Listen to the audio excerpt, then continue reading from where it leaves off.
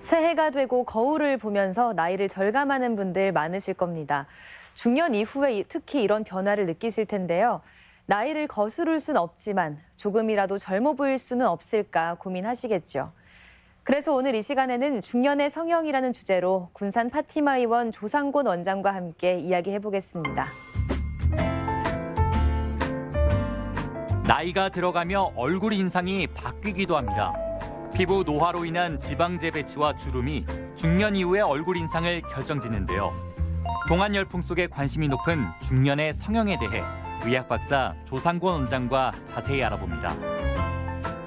원장님 안녕하세요. 네, 안녕하세요. 오늘 중년의 성형에 대해 이야기 나눠볼 텐데요. 일단 중년의 신체적인 특징은 어떤 게 있을까요?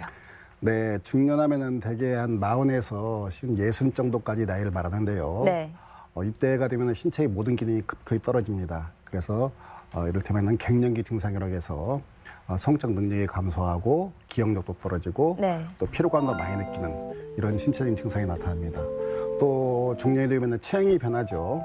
체형이 변해서 우리 몸의 근육이 전부 파괴됩니다. 상당히 많이 파괴돼가지고 지방으로 변해요. 네. 지방으로 변해서 이 변화된 지방이 우리 몸의 가운데 부분, 이를테면은 뭐 아랫배라든지 옆구리라든지 엉덩이 이런 부분에 축적이 됩니다. 그래서 몸매가 항아리 모양으로 변하게 되죠. 네.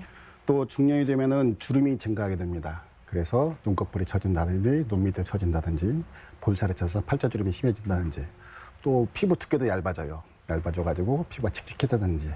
그래서 한마디로 중년은 이런 신체적으로 봤을 때 노화가 급속히 진행되는 시기다 이렇게 말씀드릴 수 있습니다. 네. 일단 눈 주변에서 먼저 노화가 시작이 되는 것 같은데요. 눈꺼풀이 처지는 것 같아서 쌍꺼풀 수술을 결심하는 분들도 많으시죠? 사람 몸 중에서 눈 부위가 노화가 가장 빨리 오죠. 네. 그래서 중년이 되면은 눈꺼풀이 처지게 됩니다. 눈꺼풀이 처지면은 많은 분들이 와서 뭐 쌍꺼풀 해주세요 이런 분들이 굉장히 많은데요. 네. 젊은 사람과 달리 나이 드신 분들이 쌍꺼풀 하면 오히려 인상이 사납고 험해지는 경우가 많이 있습니다. 그것은 나이 들면서 피부가 처진 양상을 무시하고 무리하게 쌍꺼풀만을 고집해서 생기는 결과인데요. 나이가 들면서 피부가 처진 양상 여러 가지가 있는데 순수하게 눈꺼풀 피부만 늘어진 경우가 있습니다. 이런 경우에는 그냥 우리가 젊은 사람처럼 쌍꺼풀만 해도 좋은 결과를 얻을 수가 있겠습니다. 네. 또 어떤 경우에는 눈썹이 처져서 눈썹과 눈꺼풀 사이 간격이 굉장히 좁죠. 이런 분들이 상당히 많이 있습니다. 이런 분들이 쌍꺼풀 하면 오히려 인상이 험해지는 그런 결과를 초래할 수 있습니다. 이런 분들은 눈썹을 올려주는 수술이 더 바람직합니다. 네. 또 그리고 어떤 분들은 나이가 들면서 이렇게 눈뜨기 힘들어하는 분이 계십니다. 눈뜨기 힘들으니까 네. 눈썹을 자꾸 치켜 뜨고 계시죠. 이런 분들은 눈 뜨는 근육을 평평하게 조여주는 이름하여 안검마스 교정술을 같이 해주시는 게 바람직합니다. 네. 그런데 나이가 드신 분들은 이런 것들이 몇 가지가 복합적으로 나타나는 분이 있습니다. 네. 그래서 몇 가지 수술을 같이 겸해주는 그런 것이 바람직합니다. 그래서 항상 중년 이후에 눈꺼풀 수술할 때는 항상 원인을 고려해서 원인을 적절하게 처리하는 것이 네. 좋은 인상을 유지하는 그런 비결을 할 수 있겠습니다. 네. 그럼 먼저 눈꺼풀이 처져서 눈가가 짓무르면 어떻게 치료를 하면 좋을까요? 근데 우리 주위에서 어르신들이 흔히 뭐 눈물이 마를 날이 없다고 하는 말씀 많이 하시죠. 네네. 이런 분들은 되게 눈물이 마를 날이 없는 그런 분들입니다. 처져서요? 그렇죠. 네. 눈꺼풀이 처지죠. 눈꺼풀이 처지는데 눈꺼풀이 처질 때는 되게 바깥쪽이 먼저 처집니다. 눈꺼풀이 처져서 피부를 덮죠. 피부를 덮으니까 계속 눈물이 고여 있어요. 네. 눈물이 고여 있으니까 눈물이 마르질 않죠. 또 눈물이 마르지 않으면 쓰라립니다. 짓무르니까 쓰라리겠죠. 이런 분들은 역시 수술적인 방법밖에 방법이 없는데 네. 수술적인 방법이라는 것은 늘어진 피부를 이렇게 잘 떼내고 쌍꺼풀을 해준다든지 네. 아니면은 눈썹 밑을 절개해서 여기서 피부를 당겨 올리는 그런 수술 방법이 되겠습니다. 네. 그렇게 하면은 늘어진 피부가 없어지기 때문에 접힌 피부가 없어지기 때문에 눈물이 고이지 않고 눈물이 마르기 때문에 짓무름도 없어지게 됩니다. 네. 그러면 윗 눈꺼풀이 얇아서 처지는 게 아니라 푹 꺼지는 분들도 계시잖아요. 어떻게 치료를 하면 좋을까요? 네, 나이가 들면서 이렇게 눈꺼풀이 꺼지는 분도 있고 또 꺼지지 않는 분도 계시죠. 네. 요즘 되게 가족력이 있는데 이렇게 눈꺼풀이 꺼진 분들은 흔히 와서 하시는 말씀들이 뭐 간단하게 뭐 주사기로 뭐 필러나 지방을 좀 채워주세요. 그렇게 말씀하시는 게 흔히 많이 있습니다. 물론 그것도 치료 방법의 하나가 될 수는 있습니다. 네. 그렇지만 우리 눈 주위는 이 신경과 혈관이 아주 특히 혈관들이 굵은 혈관들이 아주 많이 있는 그런 부위입니다. 그래서 이 주사기로 이 눈 주위에다가 어떤 필러나 지방을 주입하는 경우에는 자칫 그것들이 혈관을 타고 들어가서 희신경에 공급하는 혈관을 막는 경우가 있습니다. 네. 그래서 시력에 장애를 초래하는 경우가 가끔 종종 발생합니다. 그래서 이런 경우에는 주사기를 사용한 치료 방법보다는 수술적인 방법으로 수술을 통해서 다른 부위에 지방을 떼서 지방을 이식한다거나 아니면은 지방 재배치라고 해서 이 안화 안쪽에 있는 지방을 꺼내서 이 함몰 정도를 채워주는 그런 수술 방법이 좀 더 안전하고 정확한 방법이 되겠습니다. 네. 이렇게 눈 위가 꺼지는 분들이 있는 반면에 또 어떻게 보면 아래쪽은 주머니가 불룩해지기도 하고 또 주름이 쭈글쭈글하기도 한데요. 네. 이런 경우에는 또 어떻게 치료를 할까요? 네, 그런 경우에는 하안검 성형수술을 하게 되는데요.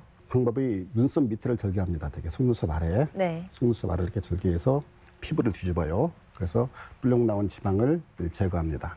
제거하고 남는 피부와 근육을 절제하고 봉합하는 그런 수술을 많이 합니다. 네. 또 간혹 젊은 여성이라든지 직장생활 하시는 분들 같은 경우에는 이 눈꺼풀을 피부를 절개하지 않고 이걸 뒤집어서 빨간 판이 있죠. 네. 이 건판을 통해서 들어가서 늘어진 지방만을 제거하고 나오는 그런 수술을 하기도 합니다. 이번에는 팔자주름으로 한번 넘어가 볼게요.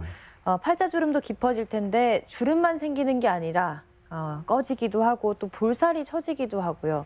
이런 경우에는 어떻게 하면 좋을까요? 이렇게 꺼진 부위만을 해결하기 위해서는 이 필러를 주로 많이 사용합니다. 물론 필러로도 많은 효과를 거둘 수 있습니다. 그렇지만 팔자주름이 심하신 분들은 대개 이 볼살 처짐이 같이 동반이 됩니다. 네. 볼살 처짐을 올려주는 수술, 올려주는 과정을 같이 하는 것이 바람직합니다. 이것을 올려주는 과정은 우리 흔히들 리프팅이라고 표현하죠. 리프팅에는 3가지 방법이 있습니다. 장비를 이용하는 방법, 실을 이용하는 방법, 수술적 방법이 있는데요. 잔주름이나 비교적 가볍게 처진 경우에는 장비를 이용하는 방법도 사용될 수가 있겠고요. 네. 비교적 가볍게 처진 정도는 실을 이용한 리프팅도 효과를 볼 수 있습니다. 그렇지만 많이 처진 경우에는 역시 수술적인 방법을 통해서 확실하게 애들어진 부분을 리프팅한 다음에 해결한 다음에 또는 같이 필러나 지방 주입하는 것이 좀 더 효과적이고 만족스러운 결과를 얻을 수 있습니다. 네, 이 방법들 중에 실 리프팅에 대해서 조금 더 구체적으로 설명해 주시죠.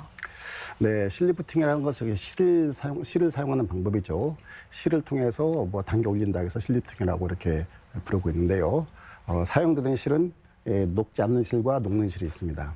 환자분들 생각할 때는 이 녹지 않는 실을 사용하면은 네. 우리 실이 우리 몸 안에서 녹지 않으니까 오랫동안 당겨준 효과를 유지할 거다 이렇게 네, 생각하고 계시는데 실로 우리 몸의 조직을 당겨 놓으면은 처음에는 실의 힘에 의해서 당긴 효과가 유지가 되지만은 시간이 지나면은 우리 몸 안의 조직은 유착될 부분 유착되고 그리고 다시 늘어질 부분 늘어지게 됩니다. 그래서 결국은 아무 쓸모없는 실만 우리 몸속에 남아서 네. 우리 불필요하게 신경이나 혈관을 자극해서 원치 않는 증상을 유발할 수가 있습니다.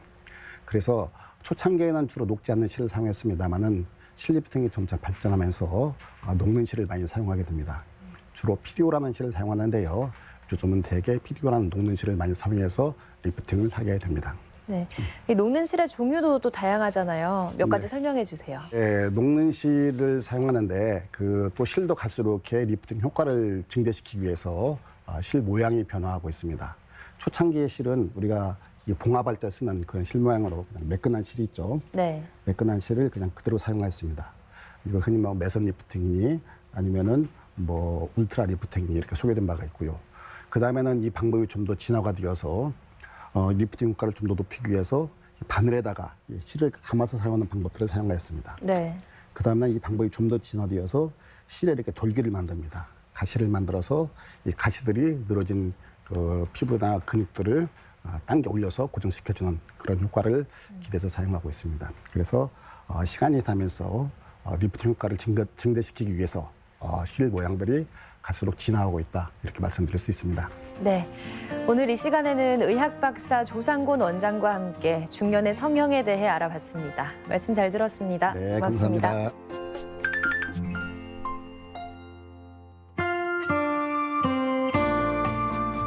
새해가 되면 많이 결심을 하는 게 금연과 음주, 또 운동을 하겠다는 거죠.